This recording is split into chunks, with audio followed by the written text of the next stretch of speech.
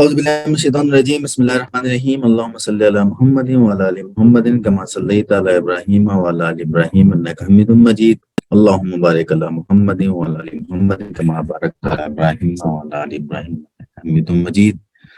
ہم نے پچھلی کلاس میں غزوہ بدر پہ ڈسکشن کی تھی۔ آواز آ رہی ہے میری کلیئر؟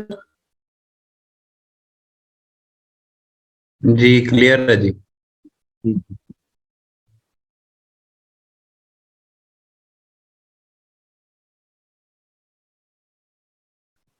اچھا، غزوہ بدر یقیناً اسلام کی باقاعدہ جیسے آپ کہتے ہیں بڑی جنگوں میں سے پہلی جنگ ہے۔ اس سے پہلے غزوات ہوئے ہیں چھوٹے بڑے، لیکن غزوہ بدر کو پہلی جنگ کا، پہلے غزوے کی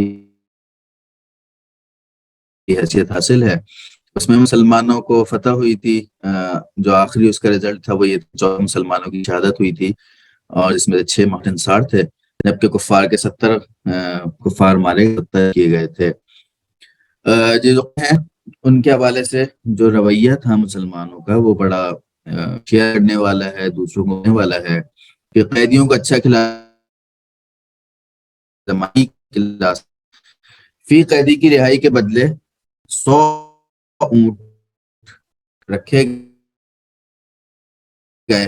اچھا، یہ بھی جو فیصلہ ہے کہ آپ صلی اللہ علیہ وسلم نے جمع کیا، اور اس میں حضرت ابوبکر صدیق رضی اللہ تعالیٰ عنہ نے رائے دی تھی کہ یہ جو قیدی ہیں ان سے ہم ان کو آزاد کر کے فدیہ لے لیا جائے، اور آپ صلی اللہ علیہ وسلم کو یہ رائے پسند آئی تھی۔ انہوں نے اس کے برعکس رائے دی تھی، انہوں نے اس میں ہمیں ذرا سی بھی ریلیکشن نہیں کرنی چاہیے، بلکہ ہم میں سے ہر شخص اپنے رشتہ دار کو قتل کرے۔ یعنی کہ جو قیدی بن کے آئے ہیں بیشتر رشتہ دار تھے مسلمانوں کے، تو صرف قتل کرنے کا ہی نہیں رائے دی، بلکہ آپ رضی اللہ تعالیٰ عنہ نے فرمایا تھا کہ اپنے رشتہ دار کو اپنے ہاتھوں سے قتل کرے۔ تو یہ بڑا مشکل معاملہ تھا، اور مطلب آپ یہ دیکھیے کہ ایک تو صرف قتل کرنے کی بات ہے، بلکہ یہ کہا گیا کہ اپنے رشتہ دار کو اپنے ہاتھوں سے قتل کرے۔ بہرحال چونکہ ابوبکر صدیق رضی اللہ تعالیٰ عنہ کی رائے کے حوالے سے فیصلہ ہوا، آپ صلی اللہ علیہ وسلم کو یہ بات پسند آئی، تو اسی پر پھر فیصلہ ہوا۔ قرآن کی آیت نازل ہوئی، اللہ تعالیٰ نے اس رائے کو پسند نہیں کیا اور عمر فاروق رضی اللہ تعالیٰ عنہ کی رائے کیا۔ اس جو پھر قیدیوں کے ساتھ جو رویہ پیش آیا تھا اس کو ہم پھر یہاں پہ ڈسکس کرتے ہیں۔ فی قیدی کی قیمت 40 درہم، ایک تاجر قیدی نے اس رقم کے بدلے بعض غریب قیدیوں نے کچھ ایسے جو غریب اور پڑھے لکھے نہیں تھے انہیں شرط پر دیا کہ آئندہ مسلمانوں سے جنگ نہیں کریں گے۔ کچھ ایسی صورت بھی آئی کہ مسلمان کسی قبیلے میں قید تھے تو ان کی رہائی کے بدلے یہاں کے قیدیوں کو چھوڑ دیا گیا۔ حضرت سعد رضی اللہ تعالیٰ عنہ کے بارے میں ان کو گرفتار، پھر ان کے بدلے ایک قیدی چھوڑ دیا گیا۔ اسے آپ کہہ سکتے ہیں کہ مسلمانوں کا بین الاقوامی دفاعی قانون اسے کہا جاتا ہے۔ ایسے آواز کے میسج آ رہے ہیں، آج کچھ نیٹ کا مسئلہ ہے ویسے ہماری طرف۔ شروع میں ٹھیک تھی، تھوڑا سا مسئلہ رہا ہے ایک دو دفعہ۔ چلے دعا کرتے ہیں صحیح ہو جائے، کیونکہ اس کے علاوہ آپشن ہمارے پاس کوئی نہیں ہے۔ ٹھیک ہے، ٹھیک۔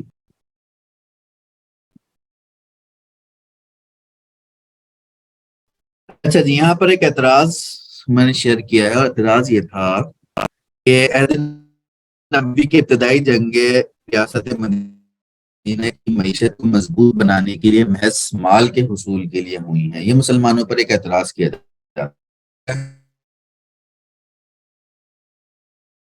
مسلمانوں نے جنگ اکانومی بہتر ہو سکے۔ خلاصہ یہ ہے کہ یہ جو 70 قیدیوں ہمیں ملتی ہے، تو 70 قیدیوں میں سے 3 کے بارے میں آتا ہے کہ ان کو تو جنگی جرائم میں مارا گیا، یعنی کہ وہ اتنے خطرناک تھے کہ جس میں عقبہ بن ابی معیط کا نام آتا ہے, نضر بن حارث کا نام آتا ہے.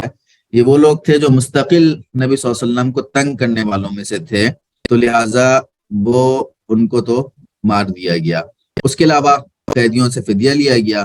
وہ فدیہ میں نے آپ کو بتایا کہ ایک قیدی سے 100 اونٹ کے قریب فدیہ لیا گیا. اسی طرح مال غنیمت کا حساب ہے.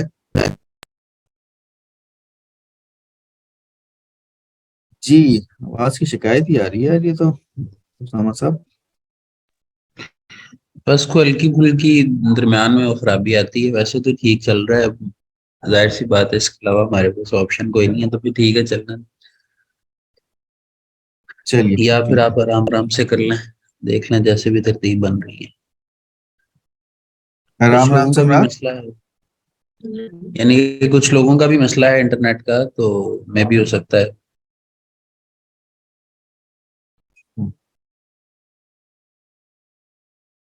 تو اصل میں آج ہی ہماری ڈیوائس خراب ہوئی ہے. اس اچھا کو میں نے چینج کروایا ہے, وہ چینج ہو کے آئے گی. تو پھر میں ڈیوائس کے بغیر ڈائریکٹ لائن سے میں نے اپنا لیپ ٹاپ کنیکٹ کیا ہوا ہے, تو ہو سکتا ہے اس کی وجہ سے مسئلہ ہو. تو اب تو ٹھیک ڈیلے ہے کر ویسے. لیں کیا؟ ٹھیک ہے. نہیں نہیں, اب تو ٹھیک آ رہا ہے, اب تو ٹھیک ہے. اچھا ہاں چلیے. جی.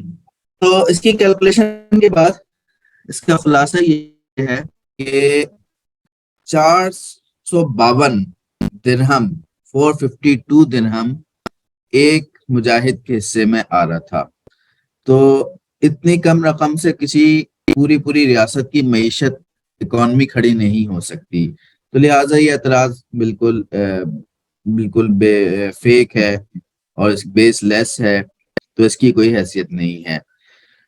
2 ہجری کے بعد جو اہم واقعات میں واقعہ پیش آتا ہے وہ سریہ سالم بن عمیر رضی اللہ تعالیٰ عنہ ہے. بنو قریظہ میں بنو عامر بن عوف کا ایک یہودی کا نبی صلی اللہ علیہ وسلم کا مذاق اڑایا کرتا تھا اور آپ صلی اللہ علیہ وسلم کے خلاف ابھارتا تھا, اور یہ ریگولر یہ کام کرتا تھا. اس کو قتل کرنے کے لیے ایک صحابی سالم بن عمیر رضی اللہ تعالیٰ عنہ نے نظر مانی, اور یہ اسی لیے یہ سریہ کہا جاتا ہے کہ آپ صلی اللہ علیہ وسلم نے باقاعدہ اس کی اجازت دی تھی, اور انہوں نے جا کر پھر اس کو قتل کر دیا.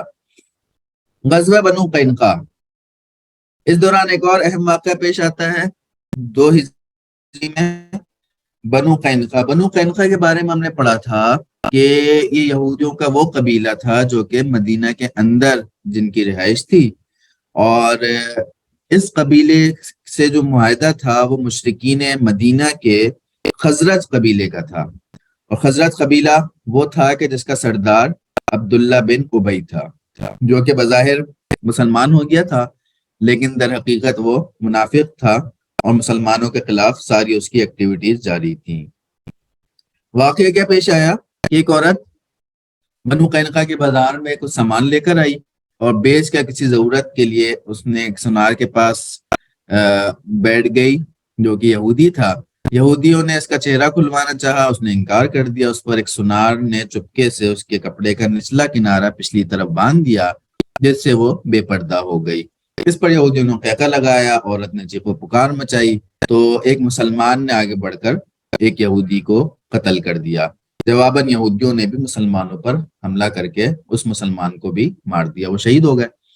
اچھا, اس سے پہلے غزوہ بدر کے بعد یہ ویسے ہی ظاہر سی بات ہے یہودی تھے, نیچر تھی, تو مسلمانوں کو تنگ کرنے میں اپنا کردار ادا کرتے تھے. تو غزوہ بدر کے بعد آپ صلی اللہ علیہ وسلم کو جب اطلاعات ملی کہ یہ زیادہ تنگ کرنے لگے ہیں, تو ایسے میں آپ صلی اللہ علیہ وسلم نے باقاعدہ بنو قینقاع کے بازار, جو ان کا مشہور بازار تھا, وہاں پہ جا کے ان کو جمع کیا اور کہا کہ دیکھو ابھی تو تم نے بدر میں ہماری کامیابی دیکھی ہے, تو یہ کام چھوڑ دو جو تم حرکتیں کر رہے ہو. تو آگے سے انہوں نے کہا کہ آپ خوش قسمت ہیں کہ آپ کا جو سامنا ہوا ہے یا مقابلہ ہوا ہے وہ مکہ کے بزدل لوگوں سے ہوا ہے. کبھی آپ کا ہم سے مقابلہ ہو تو پھر ہم آپ کو بتائیں گے. مطلب کھلی دھمکی آپ کہہ لیں. آپ صلی اللہ علیہ وسلم نے اس وقت تو برداشت کیا, لیکن جب یہ واقعہ پیش آیا تو پھر آپ صلی اللہ علیہ وسلم نے اس کا فوراً ان کے حوالے سے فیصلہ کیا, اور پھر آپ صلی اللہ علیہ وسلم مجاہدین کے ساتھ نکلے اور ان کے قلعوں کا محاصرہ کیا. 15 دن تک وہ محاصرہ جاری رہا. بالآخر انہوں نے اپنے آپ کو نبی صلی اللہ علیہ وسلم کے حوالے کر دیا. ان کے جو جنگجو افراد کی تعداد تھی وہ 700 افراد پر مشتمل تھی. اور جب یہ حوالے کیا تو پھر آپ مطلب ظاہر سی بات ہے یہ نظر آ رہا تھا کہ ان 700 افراد چونکہ انہوں نے مسلمانوں کے خلاف معاہدہ توڑا ہے اور مسلمانوں کے خلاف سارے کام کیے ہیں تو لہٰذا ان کو مار دیا جائے گا. تو بظاہر ایسے ہی نظر آ رہا تھا، لیکن عبداللہ بن ابی نے آگے بڑھ کر اس موقع پر ان کی مدد کی اور نبی صلی اللہ علیہ وسلم سے باقاعدہ ضد کی اس نے. اور عبداللہ بن ابی اب سے کوئی 2 مہینے پہلے مسلمان ہوا تھا. اس نے باقاعدہ ضد کی آپ صلی اللہ علیہ وسلم سے، آپ صلی اللہ علیہ وسلم کی داڑھی پکڑی، آپ صلی اللہ علیہ وسلم سے بڑی درخواست بھی کی اور بڑی بھرپور اس نے ریکویسٹ یہ کی کہ آپ ان کو میری خاطر چھوڑ دیں. بہرحال آپ صلی اللہ علیہ وسلم نے مجبوری میں ایک طریقے سے اس کا خیال رکھا اور ان کو جلا وطن کر دیا، یعنی کہ مدینہ سے باہر جانے کا ان کو حکم دے دیا. ساتھ ہی جو یہ سامان چھوڑ گئے تھے وہ مال غنیمت کے طور پر تقسیم ہوا. میری اس بات کو یاد رکھیے گا، مال غنیمت کروں گا. اس کے بعد ایک اور مارکا پیش آیا، غزوہ سویق اسے کہتے ہیں. ابو سفیان رات کی تاریکی میں اس نے مدینہ پر حملہ کیا. پہلے تو وہ مدینہ پہنچ کر اس نے جو حی ابن اخطب ہے جو کہ دراصل بنو نزیر قبیلے کا سردار تھا، جس کا پہلے بھی تذکرہ آیا ہے اور آگے بھی آئے گا. نبی صلی اللہ علیہ وسلم کی ان کی بیٹی حضرت صفیہ رضی اللہ تعالیٰ عنہ سے شادی ہوئی تھی بعد ازاں. تو اس نے ان کے پاس آیا ابو سفیان، لیکن اس پر پریشر تھا، ظاہر سی بات وہ دیکھ رہا تھا کہ بدر میں مسلمانوں کو فتح ہوئی ہے، تو اس وقت اس نے نیوٹرل رہنا پسند کیا اور ابو سفیان کو منع کر دیا.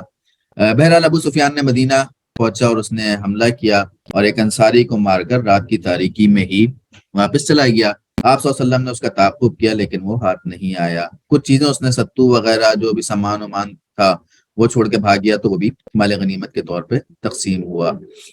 غزوہ بنو سلیم شوال 2 ہجری میں نبی صلی اللہ علیہ وسلم نے 2 سواروں کے ساتھ مل کر حملہ کیا. مال غنیمت آیا، 500 اونٹ اس میں تھے، یہ بھی تقسیم ہوا. یہ چھوٹے بڑے غزوات تھے، اس لیے اس کو ہم ذرا تیزی سے جاری اس کو پہ گفتگو کر رہے ہیں. اسی طرح 3 ہجری میں ایک اور اہم واقعہ پیش آیا، گستاخ نبی کعب بن اشرف. یہ یہودیوں کا ایک بڑا شاعر تھا اور بڑا امیر کبیر تھا، قلعوں میں رہا کرتا تھا. اس نے باقاعدہ مکہ بھی گیا اور مکہ بھی مشرکین مکہ سے جا کر اس نے گفتگو کی، ان سے بات چیت کی، ان کی شکست پر نوحے پڑے، مرثیے پڑے باقاعدہ. اور وہاں ابو سفیان نے اس سے پوچھا کہ تم کس کو زیادہ حق پر دیکھتے ہو؟ تو اس نے کہا کہ ظاہر سی بات ہے آپ لوگ زیادہ حق پر ہیں، زیادہ فضیلت والے ہیں. قرآن میں سورہ نساء میں اس کی طرف اشارہ کیا گیا ہے. قرآن کہہ رہا ہے کہ تم نے انہیں نہیں دیکھا جنہیں کتاب کا ایک حصہ دیا گیا ہے، یعنی کہ یہودی، کہ وہ جبت اور طاغوت پر ایمان رکھتے ہیں اور کافروں کے متعلق کہتے ہیں کہ یہ لوگ مومنوں سے بڑھ کر ہدایت یافتہ ہیں. بدر کے مقتولین پر مرثیہ پڑے، انتقام کی ترغیب دی. نبی صلی اللہ علیہ وسلم اور خاص کر آپ صلی اللہ علیہ وسلم کے ازواج مطہرات کا یہ بہت مذاق اڑایا کرتا تھا اور ریگولر اس کی عادت تھی. آپ صلی اللہ علیہ وسلم نے صحابہ اکرام سے کہا ایک مجلس میں کہ کون ہے جو مجھے کعب بن اشرف سے بچائے گا، یعنی اس کی بدتمیزیوں سے، اس کی گستاخی سے. محمد بن مسلمہ اور ابو نائلہ رضی اللہ تعالیٰ عنہ نے حامی بھری اور حکمت عملی طے کی. بڑا مشکل تھا اس کو اس طریقے سے مارنا. اس سے پہلے دوستی بنائی، اس کو کہا کہ ہم رات میں تم سے اسلحہ لینے آئیں گے، اور یہ کہا کہ دیکھو مسلمان تو ہیں لیکن مسئلہ یہ ہے کہ اس محمد نے ہمیں بڑا تنگ کیا ہوا ہے نعوذ باللہ، اور یہ آئے دن ہم سے اخراجات مطلب خرچے کرواتا ہے، ہم سے زکوٰۃ کا حکم دیتا ہے، صدقہ کرنے کو کہتا ہے، تو اس طرح تو ہمارا سارا بجٹ آؤٹ ہو جائے گا. تو اس نے بھی ان کی ہاں میں ہاں ملائی، اس نے کہا یہ بات ٹھیک ہے. تو پھر ان سے تلوار خریدنے کے بہانے ہوا کہ رات میں ہم تلواریں تم سے لینے آئیں گے. رات میں جب پہنچے تو پھر دونوں نے مل کر اس کو کعب بن اشرف کو قتل کر دیا. اچھا، یہاں رک کر میں چاہتا ہوں کہ اس موضوع پر ہم تھوڑی سی تفصیل سے گفتگو کریں. دیکھیے، خاص کر پاکستان کے حالات میں یہ جو گستاخ رسول والا معاملہ ہے یہ بڑا سینسیٹیو ہے اور اس کا بڑا ناجائز فائدہ اٹھایا جاتا ہے. آپ کو یاد ہوگا آج سے کوئی 8-10 مہینے پہلے غالباً سیالکوٹ والا واقعہ پیش آیا، جس جو سری لنکا نے ایک مینیجر کو جان سے مار دیا، سڑک پہ گھسیٹا، چھت پہ لے گئے، سب کچھ جو بھی آپ نے معلوم ہی ہے آپ کو. تو آئے دن اس طرح کے واقعات بہرحال پاکستان میں پیش آتے ہیں. میری اپنی پی ایچ ڈی کی ریسرچ کا موضوع بھی اسی سے ریلیونٹ ہے، اور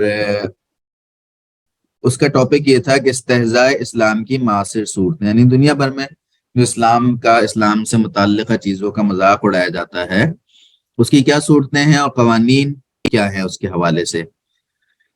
تو میری پوری تھیسس تو 300 پلس پیجز کا تھا، لیکن اس کا کنکلوژن یا اس کی سفارشات یا ریکمنڈیشن آپ کہہ لیں یہ ہیں کہ خاص کر اگر ہم گستاخ رسول کی بات کریں تو وہ یہ ہے کہ نبی صلی اللہ علیہ وسلم کے زمانے میں بھی اور بعد ازاں صحابہ کرام اور تاریخ میں بھی جو گستاخی کی سزا جو موت کے طور پر دی گئی ہے، وہ ایسے لوگوں کو دی گئی ہے کہ جن کے اندر یہ دو خصوصیات تھیں آپ کہہ لیں۔ نمبر 1، ایک تو وہ عادتاً کرتے تھے اور دوسرا وہ ارادتاً کرتے تھے، ٹھیک ہے، انٹینشنلی اینڈ یوزولی، مطلب بار بار کرنا اور جان بوجھ کے کرنا، ارادتاً کرنا۔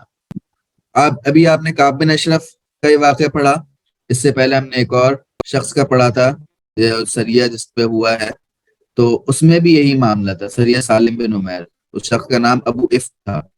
یہ بھی عادتاً کرتا تھا، جان بوجھ کے کرتا تھا اور بار بار کرتا تھا، ارادتاً بھی اور عادتاً بھی۔ تو یہ چیز دیکھنی چاہیے۔ ہم کیا کرتے ہیں، ہمارے یہاں جو آج کل کلچر ہے، میری کسی سے دشمنی ہے، بس میں نے اس پر توہین کا الزام لگا دیا، گستاخی کا الزام لگا دیا، مسجد سے اعلان ہو گیا، لوگ جمع ہو گئے اور اس کو مار پیٹ کے ختم کر دیا۔ تو اس کو ہمیں سمجھنا چاہیے، یہ کوئی کسی بھی طریقے سے آپ کہہ لیں کہ اسلامی تعلیمات کے مطابق نہیں ہے، بلکہ اس کے منافی ہے۔ پاکستان کی تاریخ میں جو بڑے کیسز ہیں، اس میں ایک تو غازی علم الدین والا کیس ہے، اس کو ہم جسٹیفائی کر سکتے ہیں۔ 1929 میں وہ کیس ہوا تھا غالباً، اور جسٹیفائی اس لیے کر سکتے ہیں کہ اس وقت پاکستان بنا نہیں تھا اور اس کے حوالے سے کوئی قانون سازی موجود نہیں تھی، یعنی کہ کسی نے اگر گستاخی کی تو قانون اس کو پکڑ نہیں سکتا، کوئی ایسا قانون موجود نہیں تھا، ٹھیک ہے۔ تو اس وقت غازی علم الدین نامی شخص اٹھا اور اس نے اس شخص کو قتل کیا جس کا نام تھا راجپال، اور یہ بھی راجپال نامی شخص اس کتاب کا رائٹر نہیں تھا بلکہ پبلشر تھا، اور رائٹر اس کتاب کا تھا کوئی سوامی ناتھ کر کے، وہ بھی کوئی ہندو ہی تھا۔ تو قانون موجود نہیں تھا، اس کو موقع ملا، اس نے اس راجپال کو قتل کر دیا۔ اور پھر آپ نے پڑھا ہی ہوگا، سنا ہوگا، قائد اعظم نے اس کا کیس لڑا تھا، اور عدالت میں بالکل آخر میں جب فیصلہ ہونے جا رہا تھا تو جج نے کہا تھا کہ تم ایک مرتبہ یہ کہہ دو کہ مجھ سے غلطی ہوئی ہے تو ہم آپ کو مطلب کوئی ریلیکس کر دیں گے۔ تو اس پر اس نے کہا تھا کہ میں نے زندگی میں ایک ہی تو کام کیا ہے جو میں اللہ کے حضور پیش کر سکتا ہوں، میں اس سے بھی ریورس ہو جاؤں، اس سے بھی معافی مانگ لوں تو یہ نہیں ہو سکتا۔ پھر یہی وہ شخص تھا کہ جس کو قبر میں اتارتے ہوئے علامہ اقبال نے اتارا تھا اور کہا تھا کہ ترکانوں کا منڈا بازی لے گیا اور ہم گلہ ہی کرتے رہ گئے، باتیں ہی کرتے رہ گئے۔ تو غازی علم الدین کو اون کیا جا سکتا ہے، اس کے ایکشن کو جسٹیفائی کیا جا سکتا ہے۔ وجہ کیا ہے؟ وجہ یہ ہے کہ قانون نہیں بنا تھا۔ اب آگے آ جائیے، 1991 میں آفیشلی یہ قانون بن گیا، 295 اے، بی اور سی۔ جو اے اور بی ہے وہ مقدس عمارات اور صحابہ کرام، قرآن، اس کی توہین کے حوالے سے ہے۔ جو 295 سی ہے وہ خالصتاً نبی صلی اللہ علیہ وسلم کی گستاخی کے حوالے سے ہے۔ میری ریکمنڈیشن یہ ہے کہ اس قانون میں ذرا سی ترمیم کے ساتھ اس کو عادتاً اور ارادتاً کے ساتھ مشروط کر دیا جائے، کیونکہ پھر ادروائز اس کا ہمارے یہاں ناجائز فائدہ اٹھایا جا رہا ہے۔ پاکستان میں دوسرا بڑا کیس جس نے ہائپ کریٹ کی ہے، ہائی لائٹ ہوا ہے، وہ ممتاز قادری صاحب کا ہے، اور اس کا بھی اگر میرے مطالعے کی حد تک جو اس کا اصل بیک گراؤنڈ تھا اس واقعے کا، جو آسیہ بی بی والا کیس ہے، وہ یہ تھا کہ کھیتوں میں گرمی کے موسم میں شیخو پورہ کے کھیتوں میں کچھ خواتین کام کر رہی تھیں، جیسے ہوتا ہے ہمارے یہاں۔ تو ایسے میں اس آسیہ بی بی نے مسلمان خواتین پانی پی رہی تھیں، ان سے جا کے پانی مانگا، تو انہوں نے آگے سے پانی دینے سے انکار کر دیا اور کہا کہ تم چوڑی ہو، مطلب ہم تمہیں پانی نہیں دے سکتے۔ اس نے ریئیکشنری طور پر، رد عمل کے طور پر ان کو جواب دیا اور گستاخی کی، جو بھی الفاظ استعمال کیے کہ ہمارے بھی نبی تھے عیسیٰ علیہ السلام اور وہ تو ایسے تھے، اچھے تھے، اور تمہارے نبی جو بھی ایکس وائی زی اس نے بات کی۔ یہ واقعہ پیش آیا، خواتین، ظاہر سی بات ایک لڑائی ہو گئی تھی، انہوں نے گاؤں میں جا کے بتا دیا، مسجد سے اعلان ہو گیا، لوگ جمع ہو گئے، اور قریب تھا کہ اس کو وہیں پر ہی اس کا کام تمام کر دیتے، لیکن پولیس آئی اور پولیس انہیں اسے اٹھا کے لے گئی، اس کو جیل کسٹڈی ہو گئی۔ پیچھے سے ہمارے سلمان تاثیر صاحب آ گئے، گورنر پنجاب، انہوں نے اس کی حمایت میں بولنا شروع کر دیا، قانون کو برا بھلا کہا۔ تو ان کے قانون کو اس طرح کہنا بھی درست نہیں ہے، ایک تو آپ گورنر ہیں، اتنی بڑی ذمہ داری پر ہیں، لیکن ان کے اس طرح کہنے کو ڈائریکٹلی آپ گستاخی بھی نہیں کہہ سکتے۔ تو لہٰذا جب گستاخی نہیں ہے تو ممتاز قادری صاحب کا جو بھی ایکشن ہے، جس کے بھی کہنے پر انہوں نے کیا، تو وہ بھی جسٹیفائی نہیں ہے۔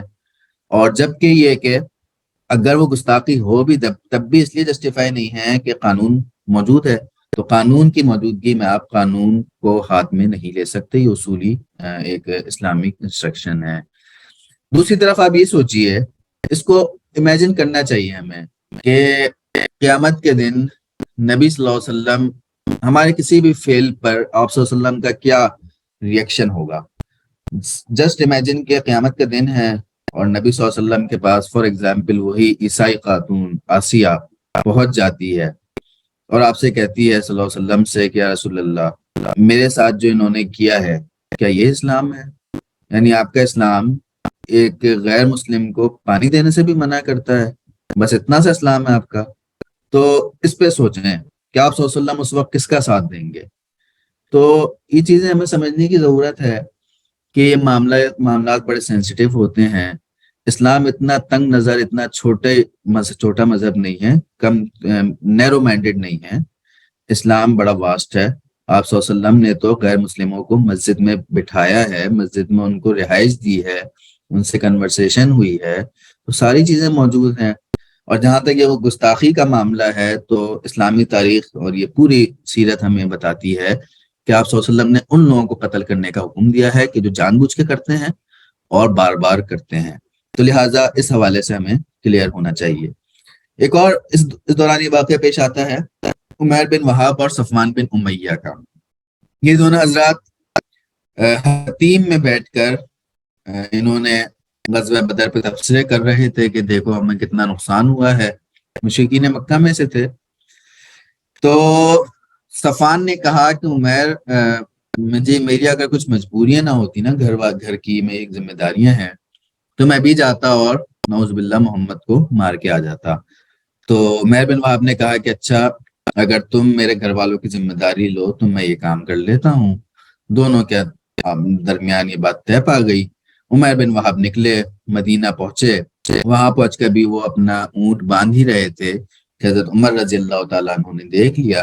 حضرت عمر رضی اللہ تعالیٰ عنہ نے نبی صلی اللہ علیہ وسلم کو بتایا کہ عمیر آئے ہیں اور مجھے خطرہ ہے کہ ان کی نیت ٹھیک نہیں ہے۔ آپ صلی اللہ علیہ وسلم نے فرمایا کہ انہیں آنے دو۔ وہ نبی صلی اللہ علیہ وسلم کے پاس آئے، آپ صلی اللہ علیہ وسلم نے پوچھا عمیر کس لیے آئے ہو؟ تو اس نے کہا کہ میں قیدیوں کے حوالے سے بات چیت کرنے آیا ہوں۔ آپ صلی اللہ علیہ وسلم نے فرمایا نہیں عمیر، تم جھوٹ بول رہے ہو، تم دونوں حتیم میں بیٹھے تھے، تیسرا کوئی نہیں تھا، اور تم نے آپس میں بات طے کی ہے اور تم مجھے مارنے کی نیت سے آئے ہو۔ اب عمیر نے بھی یہ سوچا کہ تیسرا کوئی نہیں تھا، میں نے بتایا نہیں ہے، اور صفوان یہ بات بتا نہیں سکتا، تو آپ صلی اللہ علیہ وسلم کو یہ بات کیسے پتہ چلی ہے؟ وہیں پر وہ بالکل آپ کہہ لیں کہ پگھل گئے اور آپ صلی اللہ علیہ وسلم پر ایمان لے آئے کہ واقعی آپ سچے نبی ہیں۔ دوسری طرف صفوان بن امیہ سب کو یہ کہتا پھر رہا تھا کہ ان قریب تم لوگ گڈ نیوز سنو گے اور تم لوگوں کو یہ ساری اطلاع مل جائے گی کہ ایک اچھی خبر آنے والی ہے، محمد نہیں رہیں گے اس دنیا میں۔ لیکن وہ انتظار ہی کرتا رہا، اور دوسری طرف عمیر بن وہاب مسلمان ہو گئے۔ ایک اور غزوہ ذی امر کے نام سے غزوہ ہوا ہے، نبی صلی اللہ علیہ وسلم 450 مجاہدین کے ساتھ روانہ ہوئے، دشمن بکھر گئے، تو یہاں پر بھی ان کا مال غنیمت تقسیم ہوا۔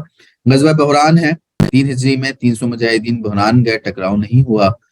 سریہ زید بن حارث ہے، یہ ایک اور سریہ تھا کہ جس میں یہی صفوان بن امیہ ایک تجارتی قافلہ لے کے جا رہا تھا شام کی طرف، تو اس نے آپس میں ڈسکس کیا مشرکین سے کہ یار دیکھو مدینہ کے پاس سے جب ہم ہو کے جاتے ہیں تو وہ حملہ کر دیتے ہیں، دیگر قبائل والے بھی مسلمانوں کے ساتھ مل گئے ہیں، تو اب ہم کیا کریں؟ تو کسی نے مشورہ دیا کہ تم دور سے ایک راستہ اس نے بتایا کہ وہاں سے ہو کر تم جاؤ۔ تو جب یہ بات طے پا گئی تو اس نیوز کو اس وقت ایک نعیم ابن مسعود ان کے ساتھ ہوا کرتے تھے، بعد میں خندق کے موقع پہ مسلمان ہوئے ہیں، اور خندق کا میں کہتا ہوں کہ مین آف دا میچ یا مین آف دا بیٹل اگر کسی کو کہا جائے تو نعیم ابن مسعود ہیں، لیکن اس وقت بہرحال مسلمان نہیں تھے۔ انہوں نے شراب کے نشے میں ایک صحابی جو کہ وہاں پہ موجود تھے ان کو یہ بات بتا دی، وہ دوڑتے ہوئے گئے اور انہوں نے نبی صلی اللہ علیہ وسلم تک یہ بات پہنچا دی، اور پھر آپ صلی اللہ علیہ وسلم نے ایک پورا قافلہ زید بن حارث رضی اللہ تعالیٰ عنہ کی قیادت میں بھیجا، اور اسی جگہ جہاں سے مشرکین نے اپنا راستہ بنانا تھا، القردہ یہ جگہ کا نام ہے، وہاں سے ان پر حملہ کیا اور کامیاب حملہ ہوا اور تجارتی قافلے کو اپنے قابو میں کر لیا۔ 3 ہجری کا اہم ترین واقعہ غزوہ احد ہے۔ قرآن اس کے بارے میں سورہ انفال میں، سورہ آل عمران میں، قرآن میں بڑا تفصیلی تذکرہ آیا ہے، وہ کوشش کریں کہ اس کو پڑھیں کہ غزوہ احد کی جس طرح عکاسی کی گئی ہے۔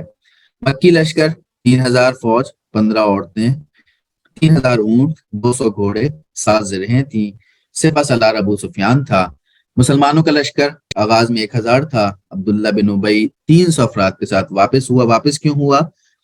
آپ صلی اللہ علیہ وسلم کو جب اطلاع ملی کہ مشرکین بدر کا بدلہ لینے کے لیے آ رہے ہیں تو آپ صلی اللہ علیہ وسلم نے مشاورتی اجلاس بلایا، اس میں آپ صلی اللہ علیہ وسلم نے پہلے اپنی رائے پیش کی، کہا کہ دیکھو میری رائے یہ ہے کہ ہم مدینہ کے اندر رہ کے جنگ کریں گے، ہمارے جو مجاہدین ہوں گے مدینہ کی بارڈر پہ ہوں گے، ہماری جو خواتین اور بچے ہوں گے وہ مدینہ کے آپ صلی اللہ علیہ وسلم نے پہلے گھروں کی چھتوں پر ہوں گے، اور وہاں سے وہ پتھراؤ کر رہے ہوں گے، پتھر مار رہے ہوں گے۔ صحابہ کرام اور خاص کر وہ صحابہ کرام جو بدر میں شریک نہیں ہو سکے تھے، وہ اس موقع پہ بڑے ایکسائٹڈ تھے۔ انہوں نے کہا کہ نہیں یا رسول اللہ، ہماری رائے یہ ہے کہ ہم میدان احد میں نکل کر جنگ کریں گے۔ حضرت حمزہ رضی اللہ تعالیٰ عنہ بھی اس میں شامل تھے، انہوں نے کہا کہ میں تو اس وقت قسم کھا لی کہ میں اس وقت تک کھاؤں گا پیوں گا نہیں جب تک ہم میدان احد میں نکل کے جنگ نہ کریں۔ آپ صلی اللہ علیہ وسلم چونکہ اس حوالے سے بڑے جمہوری پسند تھے اور آپ صلی اللہ علیہ وسلم رائے کا احترام کیا کرتے تھے، تو لہٰذا آپ صلی اللہ علیہ وسلم نے اپنی رائے سے رجوع کیا۔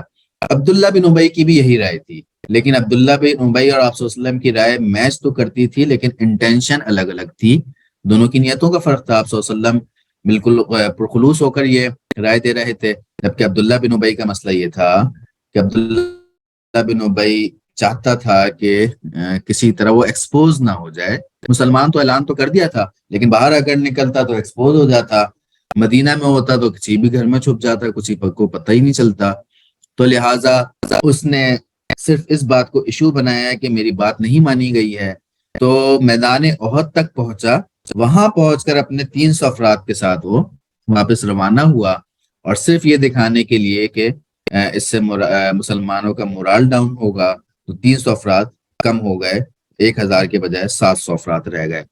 آپ صلی اللہ علیہ وسلم نے پوری پلاننگ کی، اپنی ڈریسنگ کی، ایک کی جگہ آپ صلی اللہ علیہ وسلم نے 2 زرہ باندھی، 2 لوہے کے جو پورا خول ہوتا ہے وہ پہنے۔ اس سے یہ بات بھی پتہ چلتی ہے کہ دیکھیے اقبال نے کسی زمانے میں کہا تھا کہ کافر ہے تو شمشیر پہ کرتا ہے بھروسہ، مومن ہے تو بے تیغ بھی لڑتا ہے سپاہی۔ تو یہ موٹیویشنل شعر کے حساب سے تو ٹھیک ہے کہ آپ موٹیویٹ کریں کسی کو، لیکن ٹیکنیکلی، لاجیکلی اور آپ کہہ لیں کہ فزیکلی بھی یہ شعر درست نہیں ہے۔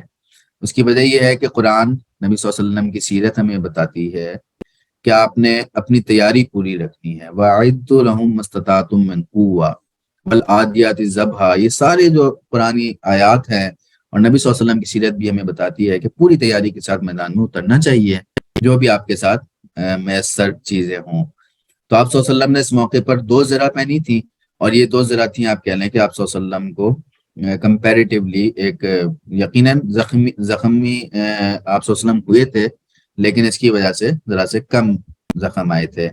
ایک اور جو اہم کام یہ ہم پڑھتے رہتے ہیں، اس پہ آگے ڈسکشن بھی ہوگی، کہ عبداللہ بن جبیر رضی اللہ تعالیٰ عنہ کی قیادت میں 50 شہ سواروں کا آپ صلی اللہ علیہ وسلم نے گھاٹی پر مقرر کیا، اور مقرر کرتے ہوئے آپ صلی اللہ علیہ وسلم نے کیا فرمایا تھا کہ دیکھو، ہمیں فتح ہو یا شکست ہو، تم نے یہاں سے نہیں ہٹنا ہے۔ اتنی سخت انسٹرکشن تھی۔ آپ صلی اللہ علیہ وسلم نے کہا تھا کہ اگر ہمیں شکست ہو جائے اور ہمارے ڈیڈ باڈی کو پرندے اچک اچک کر لے جائیں، تب بھی تم نے یہاں سے نہیں ہلنا ہے، یہاں تک کہ میں تمہیں کسی کو بلانے کے لیے بھیج دوں۔ تو یہ اہم جگہ تھی۔ آپ صلی اللہ علیہ وسلم کو اس بات کا خطرہ تھا کہ یہاں سے حملہ ہو سکتا ہے۔ جنگ سے پہلے یہ دو صحابی سعد بن ابی وقاص اور عبداللہ بن جہش رضی اللہ تعالیٰ عنہ نے دعا مانگی۔ یہ بڑی پیاری دعائیں ہیں۔ سعد بن ابی وقاص اولون سابقون الاولون میں جن کا شمار ہوتا ہے، اور عبداللہ بن جہش آپ صلی اللہ علیہ وسلم کے پھوپھی زاد بھائی تھے یہ، اور آپ کہہ لیں کہ زینب بنت جہش کے بھائی تھے، جو آپ صلی اللہ علیہ وسلم کی بعد میں اہلیہ بھی بنی۔ تو یہ دونوں جمع ہوئے، ذرا سائڈ پہ گئے، دونوں نے کہا کہ آج ہم دونوں دعا مانگتے ہیں۔ پہلے ایک دعا مانگے گا، دوسرا آمین کہے گا، پھر دوسرا دعا مانگے گا اور پہلا آمین کہے گا۔ سعد بن ابی وقاص نے دعا شروع کی کہ اللہ، کل جنگ شروع ہونے والی ہے، میں دعا کرتا ہوں کہ میرا سامنا ایک باصلاحیت جنگجو سے ہو، میں اس پہ وار کروں، وہ مجھ پہ وار کرے، پھر میں اسے نیچے گرا ڈالوں، اس کے سینے پہ چڑھ جاؤں، اس کی کان، اس کا ناک، اس کی آنکھیں کاٹ ڈالوں، اور یہاں تک کہ تیری سرزمین سے کافر کا خاتمہ کر ڈالوں۔ عبداللہ بن جہش نے کہا کہ آمین۔ عبداللہ نے کہا رضی اللہ تعالیٰ عنہ نے کہ سعد، آپ نے اپنی دعا مانگ لی، اب میری باری ہے، آپ آمین کہیے گا۔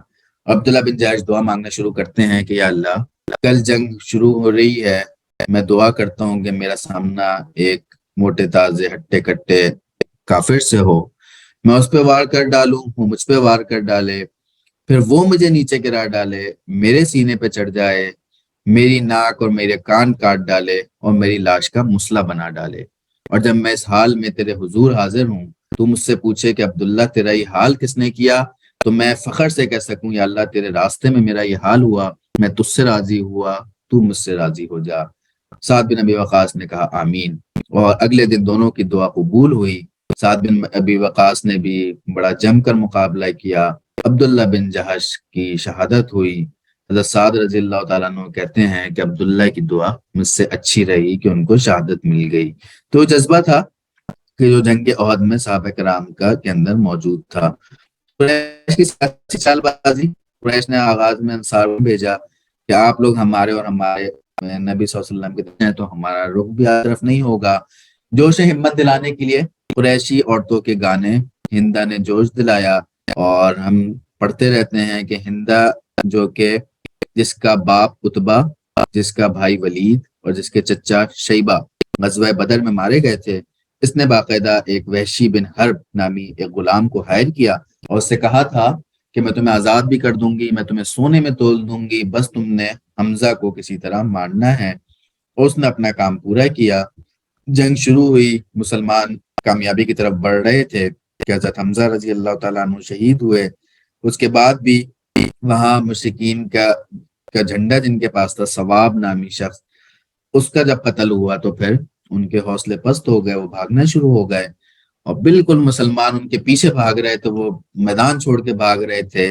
ایسے میں عبداللہ بن جبیر رضی اللہ تعالیٰ عنہ کے ساتھ جو 50 صحابہ کرام کو آپ صلی اللہ علیہ وسلم نے مقرر کیا تھا، تو ان میں سے 35 صحابہ کرام نے اپنی جگہ چھوڑ دی، اور عبداللہ بن جبیر رضی اللہ تعالیٰ عنہ نے بہت روکا لیکن وہ نہیں رکے، اور جگہ چھوڑنے مطلب انہیں یہی لگا کہ اب فتح ہو رہی ہے، تو پیچھے سے پھر خالد بن ولید نے حملہ کیا، اور مسلمان جو مشرکین کو پیچھے کی طرف دھکیل رہے تھے، ان کو جب پتہ چلا کہ خالد بن ولید پیچھے سے آ رہے ہیں تو درمیان میں پھنس کے رہ گئے۔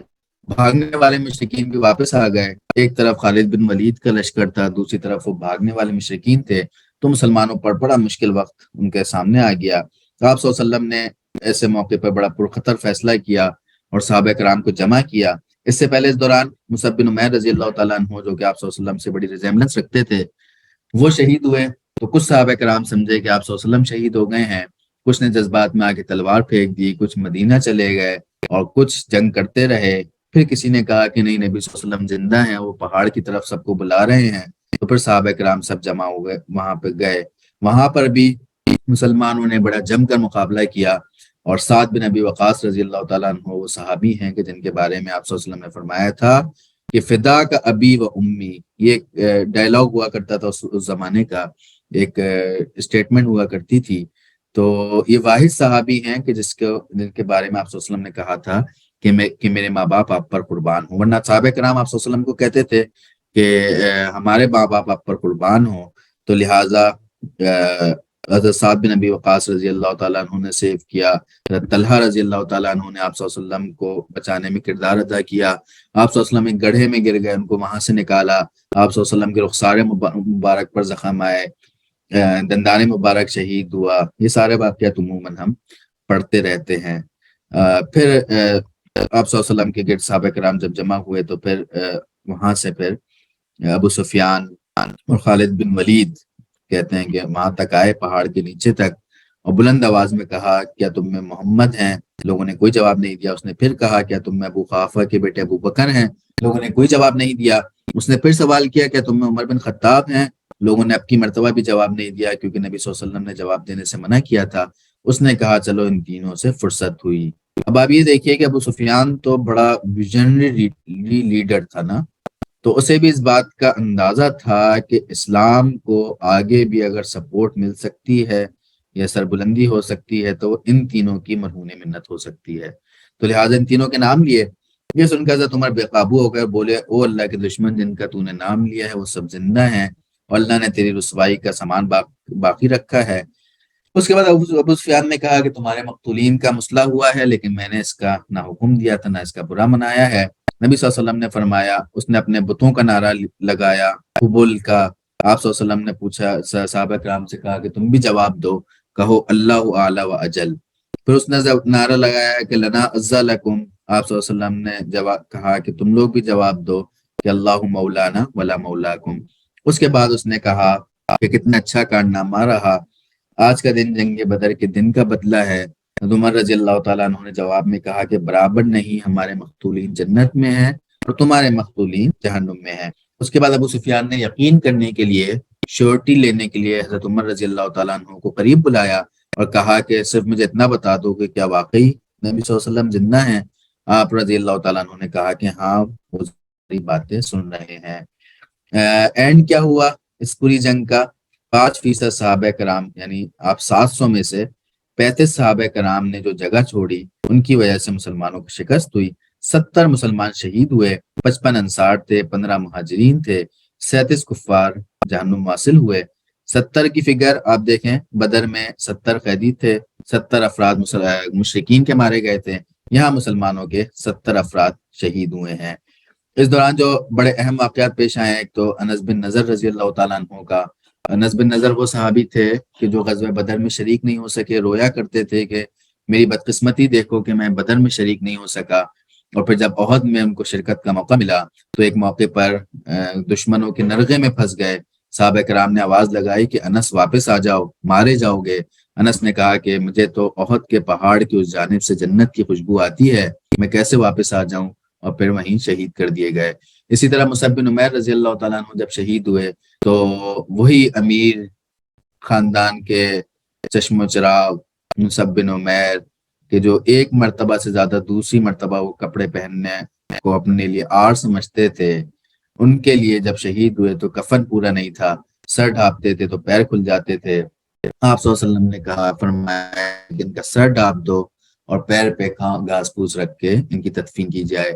اور یہ بھی آتا ہے کہ ایک ایک قبر میں 2 صحابہ کرام کو دفن کیا گیا۔ اسی دوران غزوہ حمراء الاسد، اس کے فوراً بعد کا واقعہ ہے کہ آپ صلی اللہ علیہ وسلم کو، اچھا یہاں پر آپ دیکھیں گے ابو سفیان کے پاس پورا موقع تھا کہ مسلمانوں پر دوبارہ حملہ کرتا اور یہ سارا معاملہ ہی مستقل ختم کر دیتا، لیکن یہاں پر اس کو چوک ہو گئی اور آپ صلی اللہ علیہ وسلم کو اس بات کا خوف تھا کہ کہیں ابو سفیان مدینہ حملہ نہ کرتا. اب آپ سچویشن سمجھیں, صحابہ کرام زخمی ہیں, شہید ہو گئے 70 کے قریب, کچھ یہ پہاڑی پر آپ صلی اللہ علیہ وسلم کے ساتھ موجود ہیں, تو مدینہ میں خواتین تھیں, بچے تھے, اور چند صحابہ کرام مدینہ میں بچے تھے. تو ایسے میں ابو سفیان اگر مدینہ بھی چلا جاتا اپنے قافلے کو لے کر, تو بھی اس کے پاس ایک اچھی اپرچونٹی تھی کہ مسلمانوں کو ختم کر دیتا. لیکن اللہ تعالیٰ کی طرف سے تھا, بہرحال وہ مدینہ نہیں گیا. آپ صلی اللہ علیہ وسلم نے اس بات کا خیال کیا کہ کہیں وہ مدینہ نہ چلا جائے. آپ صلی اللہ علیہ وسلم نے صحابہ کرام کو بھیجا اس کے پیچھے, اور کہا کہ دیکھو کہ اگر وہ اونٹ پر سوار ہے اور گھوڑوں کو باندھا ہوا ہے تو اس کا مطلب ہے وہ مکہ جا رہے ہیں. وجہ یہ تھی کہ اونٹ دور کی سواری کا جانور ہے, تو اگر وہ دور کی سواری پہ سوار ہو گئے تو اس کا مطلب ہے مکہ جا رہے ہیں. لیکن اگر وہ لوگ گھوڑے پہ سوار ہیں تو اس کا مطلب خطرناک ہے, اور وہ یہ ہے کہ وہ مدینہ جا رہے ہیں. جب صحابہ کرام نے دیکھا تو پتہ چلا کہ نہیں, وہ اونٹ پر ہی سوار تھے. مدینہ سے 36 میل دور مقام روحا پر اس نے ذرا سا آگے جا کے اس کو احساس ہوا کہ ہمیں تو حملہ کرنا چاہیے تھا. بہرحال آپ صلی اللہ علیہ وسلم نے بھی ہتھیار اتارے نہیں بلکہ پہن کے صحابہ کرام کے ساتھ اس کا پیچھا کیا. وہاں پر پڑاؤ ڈالا روحا کے مقام پر.